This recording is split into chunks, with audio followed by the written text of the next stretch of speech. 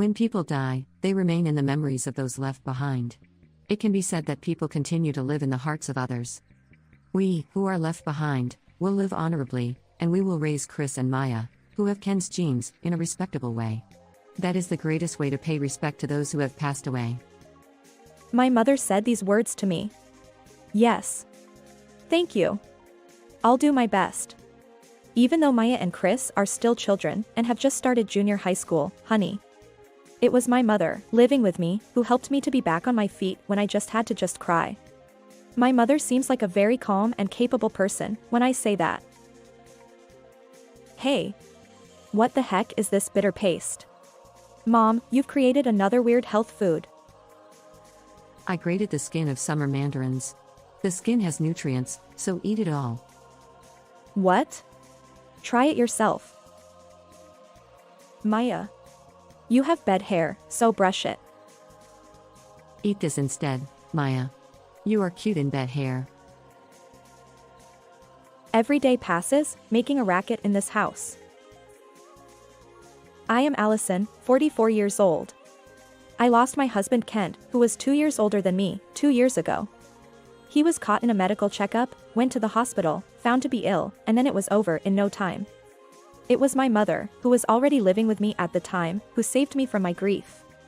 Perhaps, because she had already lost her husband, her words were enlightening. Thanks to that, I can say that I was able to be back on my feet so fast. My mother started living with us in this house when my father died. Kent, my husband, suggested to me to live together as he thought she must be lonely living on her own. Because our children had grown up, we were working well together, sharing the responsibility. Like my mother was in charge of housework, I worked part-time, and Kent worked at the office. It was just then Kent went out of the world all of a sudden. Kent was a respectable and kind husband, and I had no complaints about him, but there was a certain problem. It was something that had been bothering me since before he passed away. And when he passed away, that uneasiness grew bigger in my mind. The cause of the uneasiness was Kent's sister, Kathy. Kathy is a home economics teacher, and her husband is a social studies teacher who is 12 years older than her. Their older child is a girl and the younger one is a boy. What a great family. But this perfect sister-in-law has a haughty attitude towards me, which is horrendous. I'm a teacher, and my job makes my life worth living. But I feel sorry for you, working part-time. You're going through life not knowing the joys of a responsible job. Oh, but that's right, you rely on Kent's income, don't you? Oh, wait. Do you also rely on your mother to do the housework? I'm a woman who juggles both work and home, and I have no idea how you feel about not paying attention to both of them. Hey, make tea for me, it's what you always do at work, right? She looks down on me, which also drives me round the bend, but I could bear it because it was still made for me, but she even does that for someone else other than me. If my child says, my dream for the future is working at Sanrio because I like pom-pom pudding, then, for some reason, when I saw my sister-in-law's child following New Year's Day, she started to talk about herself, like, I want to work at Disney because I like Walt Disney, the creator of Disney is. Then my sister-in-law jumped in, saying, Disney is a bigger company than Sanrio, isn't it? My mother was quite good at sewing, so when she made a beautiful dress for my child for the graduation ceremony, my child's clothes will be Olivia Morris brand. I'm gonna wear outfits matching the brand with my child. Well, you can't afford it even for your child, can you? Handmade? It makes me laugh. Brand name products are perfectly made. Since her older and younger children were the same age as mine, we would come up with things like, who's not losing or winning every time. That's what my sister-in-law was doing, endlessly continuing to give us a haughty attitude. Now, today is the day that her haughty attitude became the worst ever. It was a line message that said, I think it's time for you to move and get out of this town. Then the next moment, I couldn't believe my eyes. She wrote, No matter how I look at it from a worldly point of view, it's not right. Why is your mother even living with you in the house, which my brother left? I want you to move out of the house, so I'll try to come and talk to you. What? I showed the line message to my mother, trembling at the sudden warning of disaster that had come down on me. The line message continued. I'm on my lunch break, so it will be after I finish my overtime work at night, is that okay? Unlike you who work part-time, I have to work overtime. Anyway, I was trying to calm down and think about how to deal with the accusations that my sister-in-law was going to bring against me. Even if something unpleasant happens, why does she come across with moving a house? No, it's impossible and it's so out of the blue. I don't really understand, but you'll know when she comes. Don't worry. Hey, more importantly, you're upset, which means you're not getting enough vitamin C. Get some grated summer mandarins. I don't care about summer mandarins right now.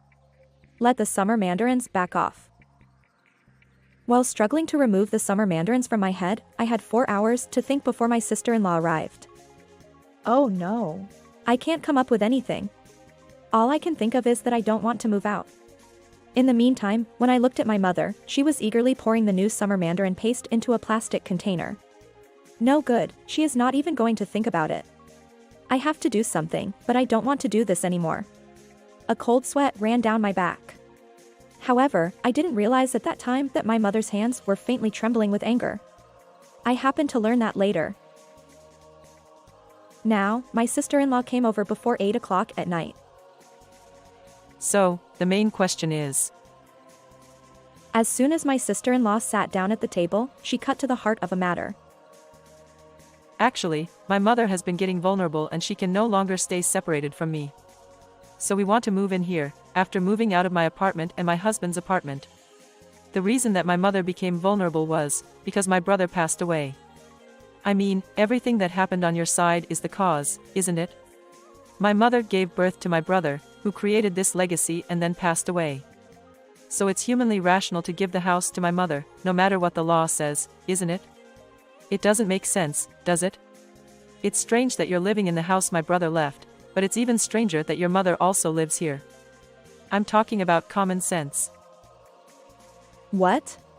If your own mother is going to join the family, shouldn't you be looking for a new place to live? Besides, is it our fault that your mother got vulnerable? Is it against common sense to live in my husband's house? What a great logic. When I was stunned by such a crazy theory, I couldn't even think of words to speak back to her, and I heard the voice. What a crazy logic. When I turned around, I saw my mother standing firm with her arms crossed. She had heaps of summer mandarin paste overflowing from her bowl. And she put the bowl of the piled up summer mandarin paste between my sister-in-law and me on the table with a bang. If you have a screw loose like that, I hate to say it to my daughter's sister-in-law, though, don't you think you're not getting enough vitamin C? When my mother said that, she stabbed the spoon into the pile. The piled up summer mandarin paste unpiled and fell on the table in a sticky mess. My sister-in-law let out a small yelp as my mother hit the roof. The extraordinary atmosphere automatically made me stop my mother. Mom. But she didn't stop what she had to say. I've been thinking of telling you for a while. You're always saying nasty things to my daughter.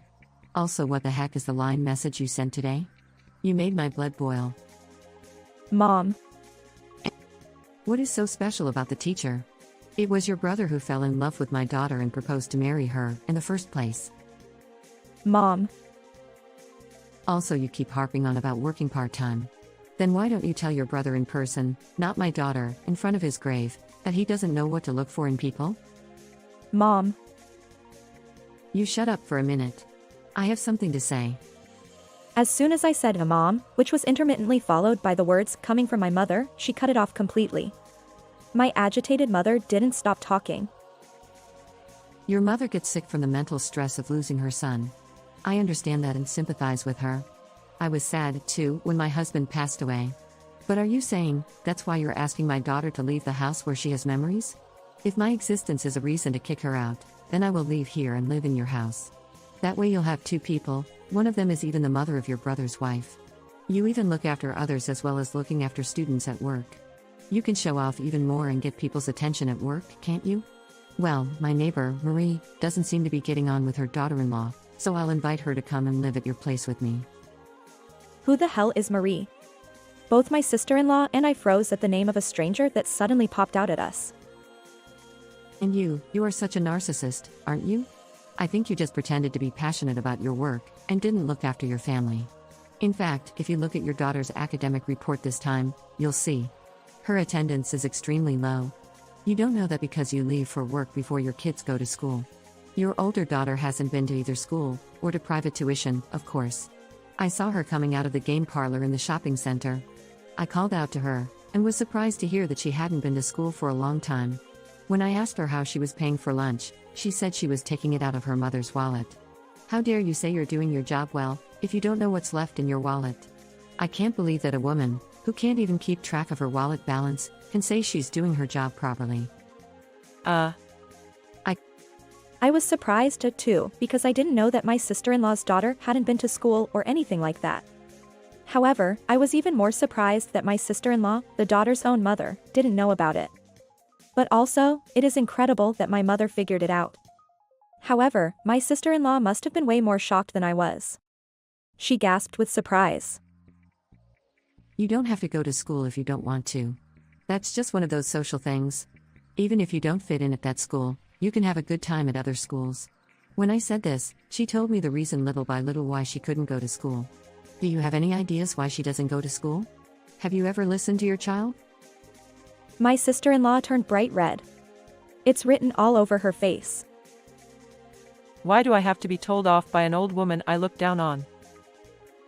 Then, with that look on her face, she said exactly what I imagined she would say. No, but isn't it too much to be told? I thought everything was going well because she didn't tell me anything. Then, would rather ask you, as you know, I work hard, go home, and devote my little time to my children, as much as I can. If you were me, madam, do you think you would be able to manage that? Don't say such arrogant things, even though you've never worked as hard as I have. I heard from my brother that you were only sewing in your spare time. No, I wouldn't have been able to. Quite simply, my mother admitted that she could not do as easily as my sister-in-law did.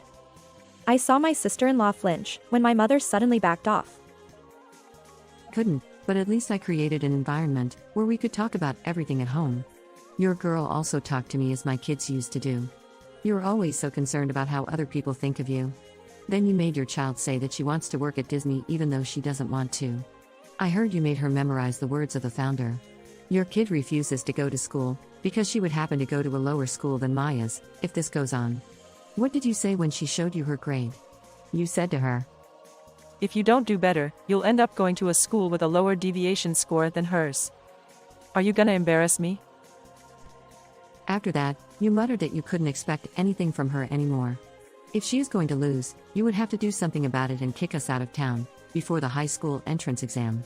Now I got the point, when I heard what you're saying, and what your girl said the other day. Children aren't just for show. Even though she tries her best to meet expectations, her mother only looks at the score. You don't even tell her anything like, how about trying this way?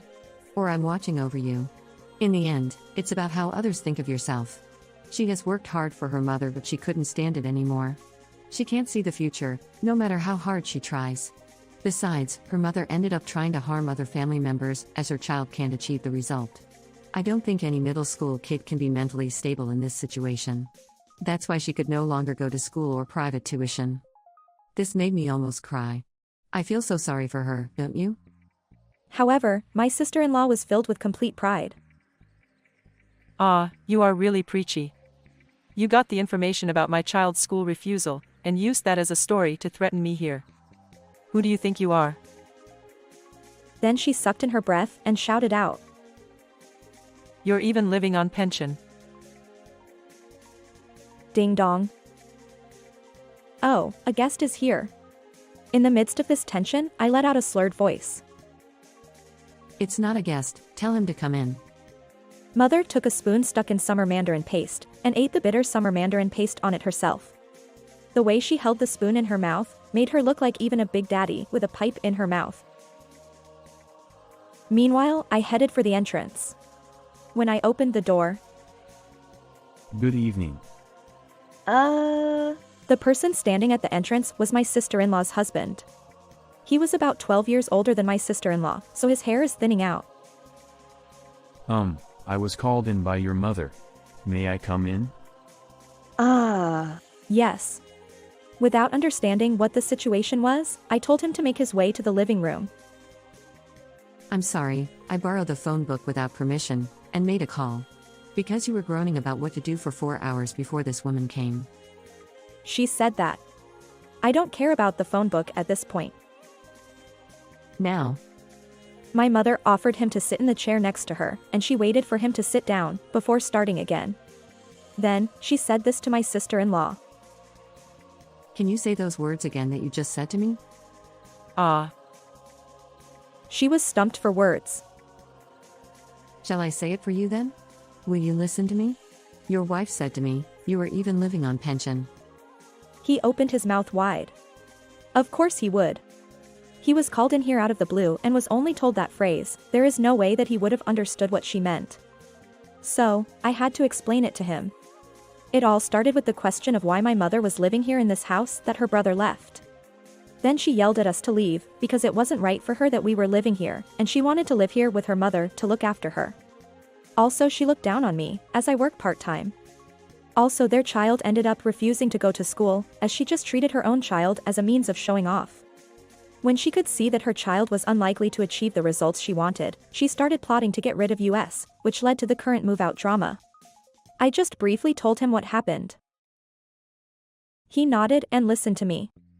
After hearing all the circumstances, he said, Kathy, first of all, you said you wanted to move. I didn't think you were talking about this house. Why didn't you tell me about it? I don't understand that. Actually, I think it's crazy to kick them out of this house and live here.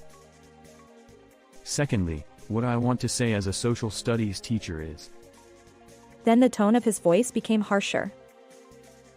living on a pension is a legitimate right of taxpayers. Using it as a derogatory term for living on a pension is absolutely unacceptable. He continued. You do have a job, you are a teacher, and you are a mother. How many people have you sacrificed, and how many people have you disrespected for the sake of that kind of pride? You looked down on your sister-in-law, who works part-time, while you were saying you do have a job. Our daughter got cornered and couldn't go to school. Our rooms are so messy, aren't they? Because you don't do housework. But I've always thought that I was the one who decided to get married, and that it was my responsibility. But that's over now. You've shown off too much. He then bowed to us for the last time.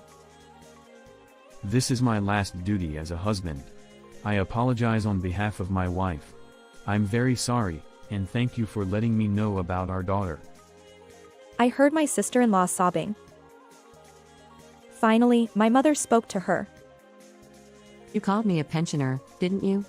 The clothes you're wearing now must be the Olivia Morris brand. I'm the one who sewed the clothes for that brand. My mother said she used to work for a major clothing company, but I didn't realize it was Olivia Morris. I never knew that. I wondered if the clothes, which my sister-in-law mentioned that the brand name products were perfectly made, were made by my mother.